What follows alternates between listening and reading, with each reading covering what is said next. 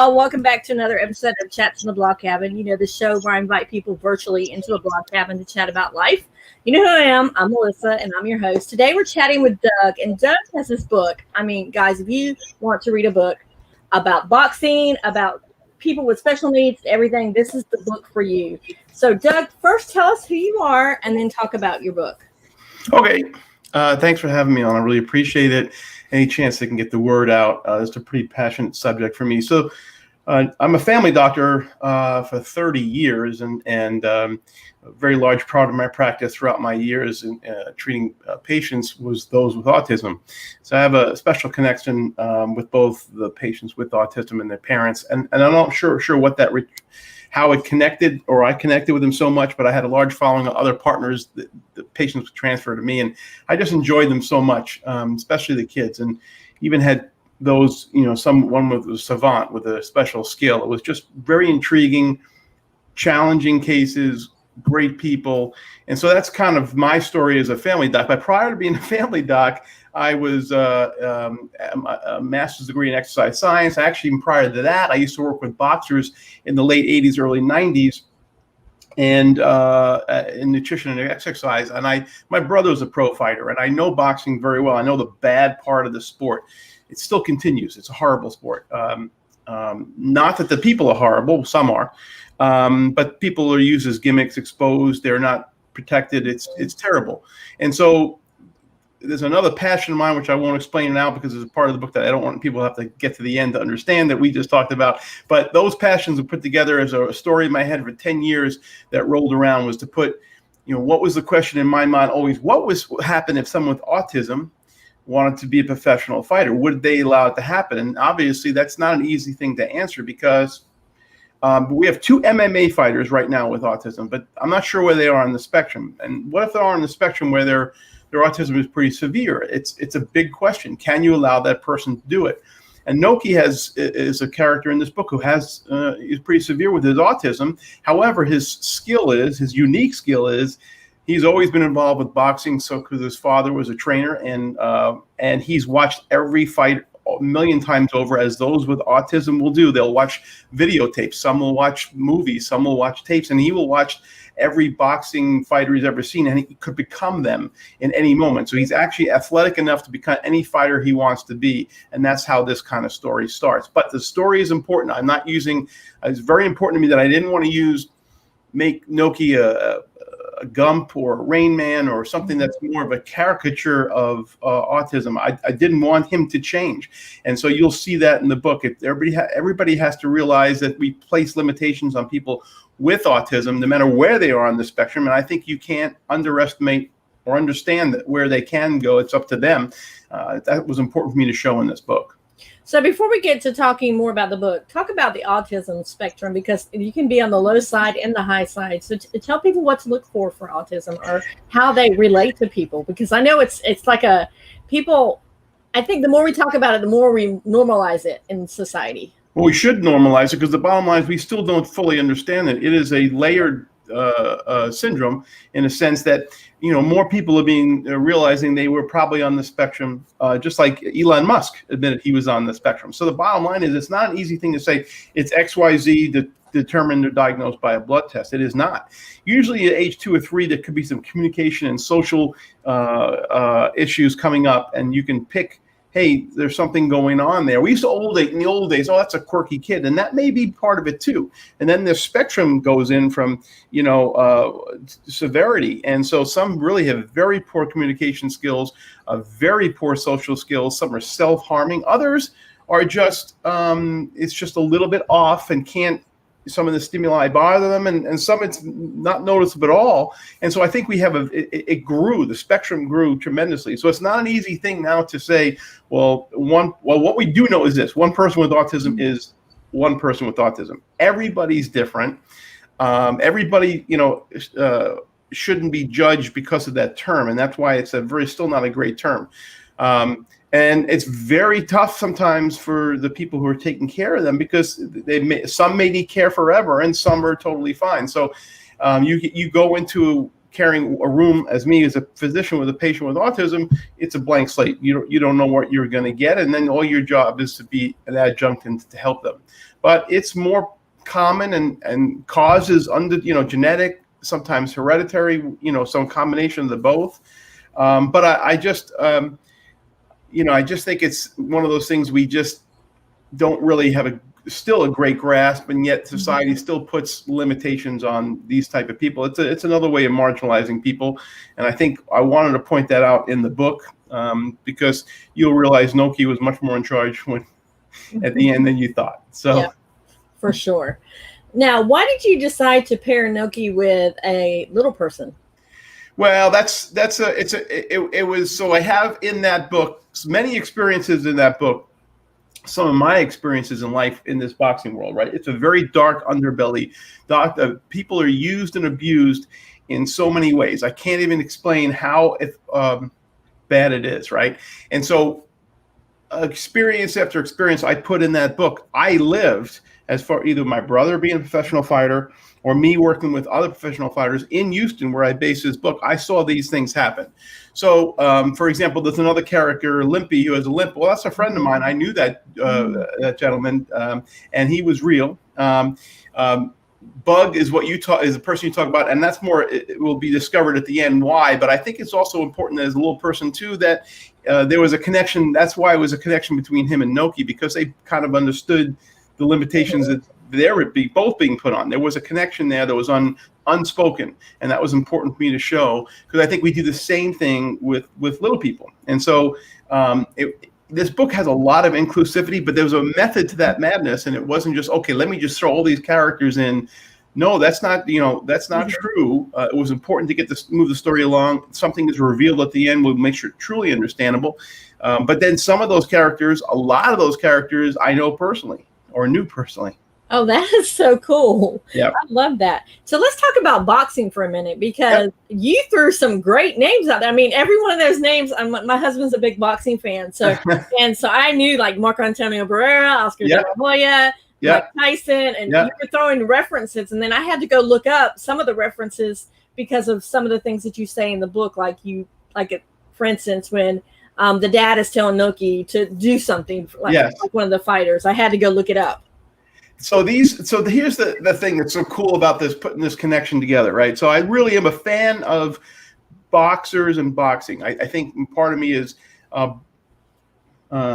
it's a conflicted, because it's a physician, the damage they take. And my brother, who was a pro and a very good top 10 pro in the 80s, has some memory loss. So I know there's issues with this sport, right?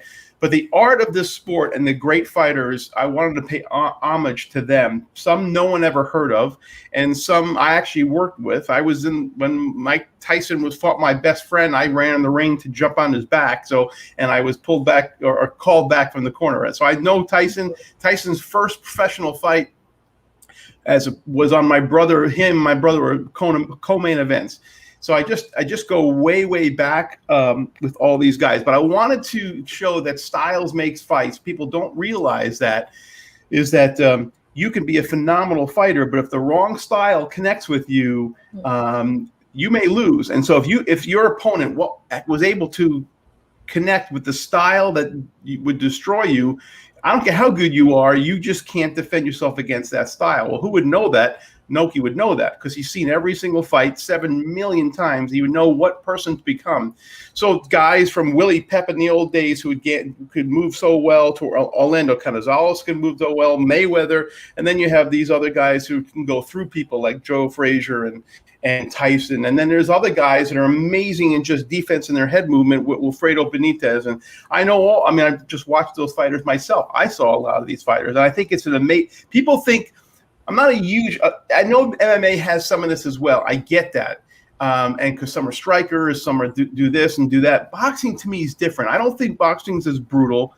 It can be, especially the unregulated fights, which I show a lot in this book. But I think when you have phenomenal fighters, I think there's a series on Showtime now about the years when Duran fought Leonard and Hagler and Hearns. Those four fought each other. Those were amazing fighters and amazing fights. That was the art of boxing. That's what in the heyday. So I used people that was my heroes. Alexis Arguello. I met a lot of these guys. I met Alexis Arguello. I met he was my hero growing up. My dog was named after him. I just know all these fighters. Maybe part of me was Noki actually, but I just knew a lot of these fighters. So I wanted to have an homage to that.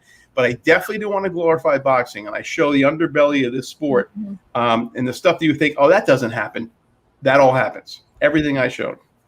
Wow, I just love that. So right now we're going to go to a brief commercial, and then we'll be right back. Dear Mr. President, and finally, Madam Vice President. Dear President Joe Biden and Vice President Kamala Harris, congratulations on winning the election.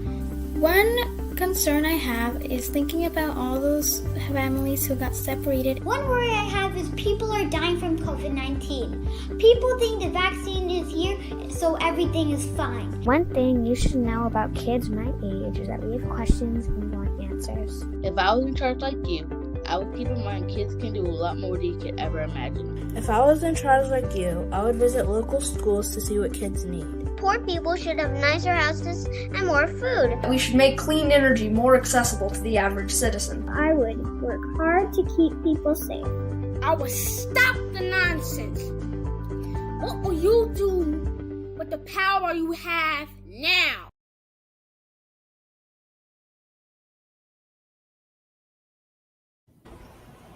And that is all about being a voice for kids. So we are back. So why did you try to transition from being an MD to writing this book? Because right before we started talking, you talked about how this was a passion of yours. Well, this is my 6th book. I've written 2 others. One was called The Placebo Chronicles, and that was published by Random House. I wrote The Diary of a Drug Rep years ago, and then I've written this. I wrote 3 others in an area, a niche that I do in primary care called direct primary care. So I'm always writing. The way I write also is I actually see things when I write. Like, so I hear the voices and I hear it's very, maybe I have some stuff too going on, but I definitely write as I see it. I saw this. I can picture every one of the chapters in this book. So I practiced medicine for 30 years. I actually sold my practice and semi-retirement right now to do some of the things that I am passionate about. One was getting this book out. I actually think this book is a really my favorite book. I think it's a really great book. My son, who's actually a writer in LA, actually, and I am a very small percentage, but he did the screenplay for this. And so that's being shopped around now, because as you read this book, you obviously can tell this is a lot of dialogue and actually would flow well into a movie. So we're having some discussions now, which is nice. And hopefully that'll move to that level. Because I think this will portray someone with autism in a different way. I think people will have a sixth sense or usual suspects moment at the end when they realize what they're reading may not be exactly what they thought they were reading or watching. And it's a fun thing. It's funny. I had, and this is no disrespect, but there was someone who says, listen, I may interview, but I have lots of books coming by. I'm like, yeah, great. You don't have to read this book, but this book reads quick. A lot of books are long and thick and somewhat boring, and great, fine. This is quick. You can finish this in a couple hours and feel good about it and think about it for a while. And especially at the end, I think you'll be thinking a lot about it. So that's an important point to me as well. And a plus, if you get Kindle Unlimited, you can listen to the book while you're doing other things, so you're not stuck just sitting there reading it. So let me ask you about that, because I've not done the Audible for that, and so that must be a Kindle will read it itself. Is that what will happen? Yep. Kindle will read it. I've debated. Here's my debate on doing Audible. I've been talked about to do that, and I'm like, because there's different voices, and I wouldn't want to. I don't know how I'd want to do that. I actually don't know how I want to. So I've been debated. I guess you can read it by Kindle, and that's interesting. So hear it by Kindle. I've toyed with. I think about that some more. So you said your screenplay is being shopped around. Do you have a particular person in mind to play Noki?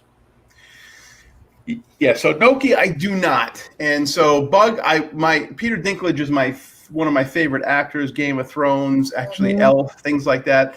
And I have no connection to Peter Dinklage. We're trying, but he is the person. They're all busy, but he is the person that this would win him an Oscar. Trust me, because actually Bug is a main character in this book, if not the main character. Actually, it could have been named Bug. So I would hope the person that does Noki has to has to know how to box or have boxed before, because it'd be very noticeable.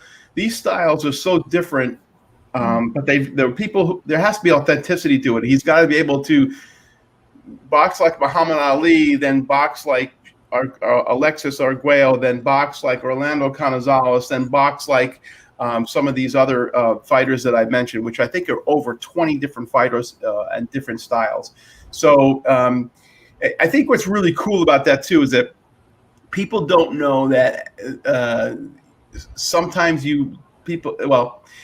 if you have a losing record, that's almost advantageous to get fights that you shouldn't be able to get, because they want to use your record to build their record up. So that's bizarre. That's absolutely 100% true. Yes, there were fighters that were professional losers. He's mentioned in the book. That's absolutely true. Bruce the Mouse Strauss. He fought as his brother. He fought his brother. He fought twice in one night. He fought in different names. He shaved his head. Everything different. That's mentioned in the book. The stuff that goes on in this unregulated sport, because there is no governing body, is bizarre. And when you are in a boxing gym, it is like you are transported in time. Still today, you would not believe some of the things that are said, how raw, how much you can get in trouble, how much you can get hurt, how much. It's just unbelievable experience that you would not think it's the same as 50 years ago. It's exactly the same. And I love the fact that in your book, you actually don't use the cuss words. You use the $sign and other things. Was there a particular reason why you did that?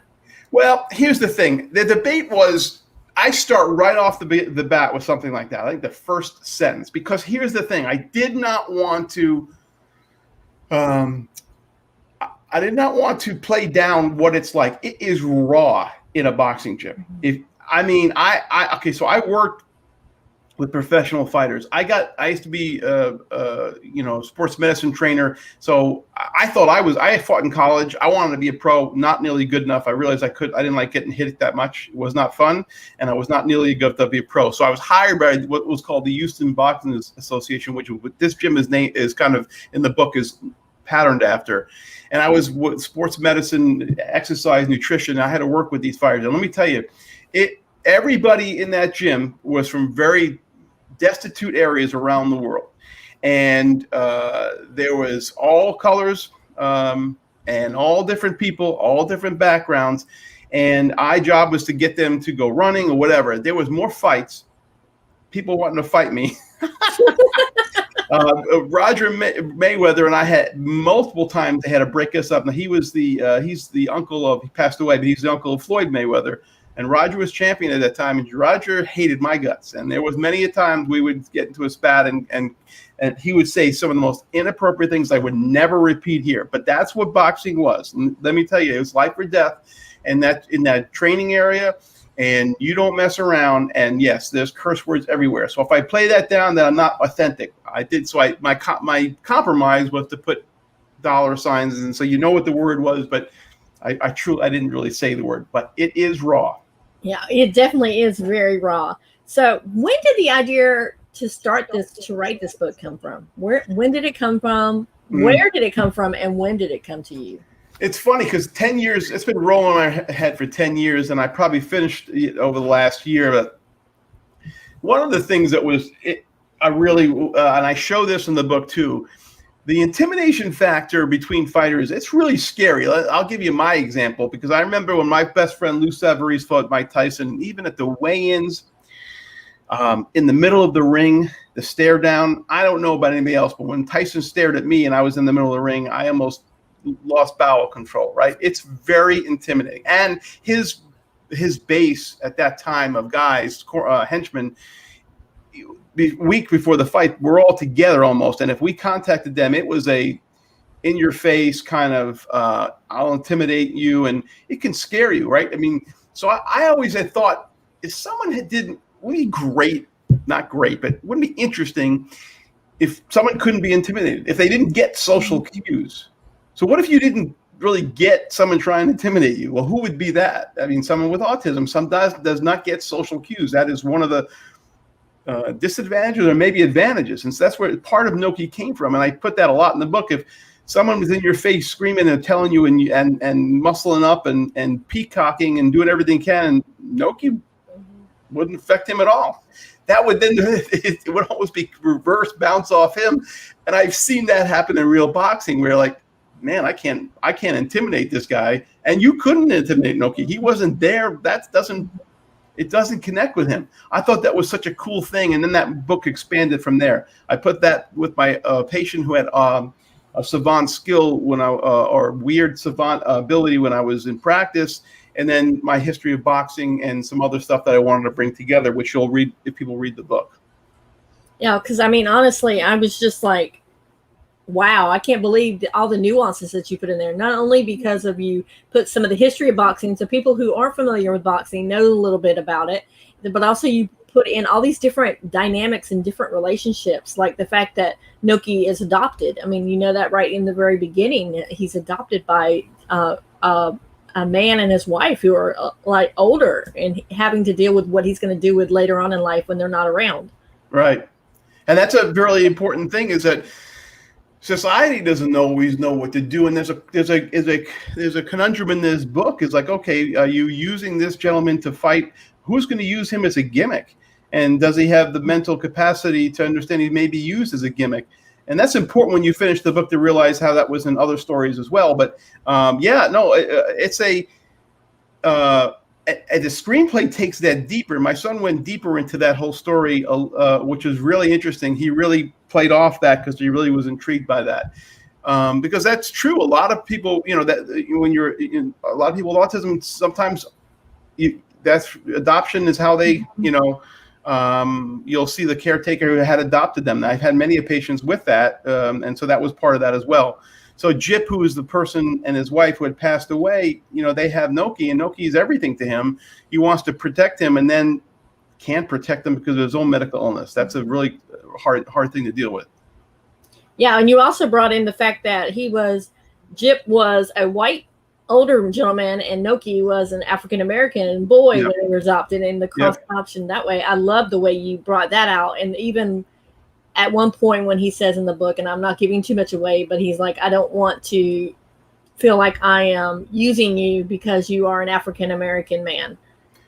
Yeah, it's an important thing, because in no way did Jip ever want to use Noki. In fact, he had to teach him to box just to protect himself as well. And also he's a boxing trainer, so he could.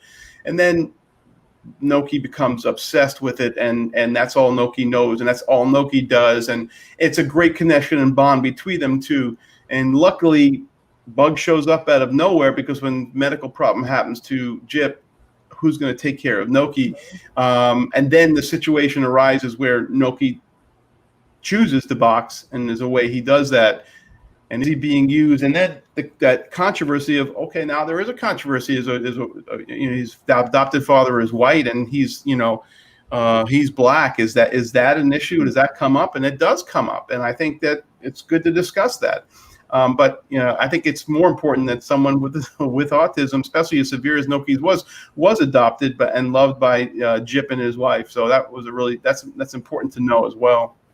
Yeah, because I think you took all the different things that made Noki unique in person, because everybody's unique in their own way, but you made it into something that wasn't something to be scared of. Yeah. And at the very beginning, he wasn't shown as in the book. It was like he comes up and he's very quiet and doesn't talk to anybody. And then you see his growth and development with his relationship with Bug. And so it's like, hey, we don't need to be scared of him. We just need to find a way to communicate on the level that they're used to communicating on. Absolutely. And Bug has that connection. And yeah, the growth is really the other characters, because just like society, it's not those with autism that maybe need to always change. We need to be more accepting and stop marginalizing and stop putting limitations. And I think that Noki definitely proves that. I also love, I'm not going to give it away, but I also love the little Super Bowl commercial at the end, what people normally say when they win the Super Bowl. I love that. Thank you. And that was important to me as well. And all that, that will give it away. So we won't we'll talk about that, but I think it will. What I will say is, again, what you're reading at the end may not actually be what you think you were reading, or maybe it was. There's a mystical kind of a thing here that Noki knows that no one else knows, and it comes around at the end. It's more of a sixth sense or usual suspects moment that should open your eyes at the end, like, oh man, I may go back and read this again because there's some stuff I missed. So it's I think it's pretty powerful, and I that was a cool part for me as well. So what is up next for you? Do you have any more books coming up, or? I am taking a break. I have an idea that I may do, but that's based off of something I used to do. What was actually called the Placebo Journal, which is a humorous medical journal. I may do a best of that. I have another idea about something else that I'll keep to myself for right now. But the goal is, number one, love to get this book out to more people, because I think it's a good feeling book at the end. I think it reads quick. It's fun. I think it does portray someone with autism, was it just one person with autism, in a nice manner. I think it should be a popular book, and that's important. I would like to get this into that screenplay also to the next level, and I have some people trying to help me. If anybody else has a connection, love to hear it. Because breaking into that world is next to impossible. My son's been trying for 5 years, and it's been very slow. So that's the only goal I have, is number one, pushing this book out there. Number two, really for my son's sake too, because I'd like him to get in that industry, and his screenplay is phenomenal. That hopefully we'll get that going too. Wow. I mean, I can just imagine. So do you think you'll have any more? You just said you're thinking about some books, but do you think you'll have any more books about other children or other people with special needs besides autism, or was it just autism was your loved one? My connection for that is there. So if autism was the one that I just had this connection with kids with autism, and I'm not really sure. Maybe it's the same thing between Bug, and that's why it was easy for me to write between Bug and Noki, and immediately connected because I had that same thing. So yeah, I don't think I'm going to delve into that area, though. We'll see where this book goes, and then I can if I wanted to. But my singularly focused, now that I'm not practicing medicine right now after 30 years, I'm taking some time off and may even be retired. But I singularly focused on getting Noki read by more people, and then hopefully the movie made.